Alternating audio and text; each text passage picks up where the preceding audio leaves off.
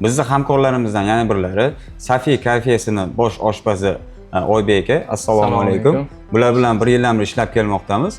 Akajon, shu yillar mobaynida ishlash mobaynida qanaqa o'zgarishlar bo'ldi? Albatta aka, aytgan gapingiz rost. 1 yildan beri hamkorlik qilmoqdamiz. 1 yil ichida bizdagi o'zgarishlar, klientlarimiz o'zi kelib turib rahmat aytib ketdi. Chunki go'shtning mag'zi zo'r, yeganni sochni, miyaga tepadigan, og'izda ta'mi qoladigan deb ko'pchilik aytishdi. Shaxsan o'zim gaplashdim bitta klientlarimiz bilan, ta'riflashga tilojiz to'g'risi. Bizning mahsulotda boshqa mahsulotlardan qanday farqi bor? Boshqalardan go'shtning farqi, xo'p, birinchisi kesilish jarayonida yaxshi kesiladi.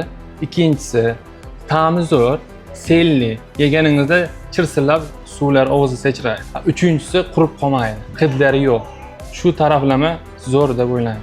Oybek aka, bizni boshqalarga ham tavsiya qilasizmi? Sizlarning go'shtini qaysi bir restoranni, qaysi bir joyda ishlaydigan bo'lsam, hammaga tavsiya qilaman. Nimaga? Boshda aytib o'tganimdan, hamma taraflama standartga ideal javob beradi. Barcha O'zbekiston hamma viloyatdagilarga tavsiya qilaman. Chunki donarchilik bilan nomaydaligini bilaman. Sizga ham mana shunday sifatli yarim tayyor go'sht mahsulotlari kerakmi? Albatta, donachilarga aloqaga chiqing.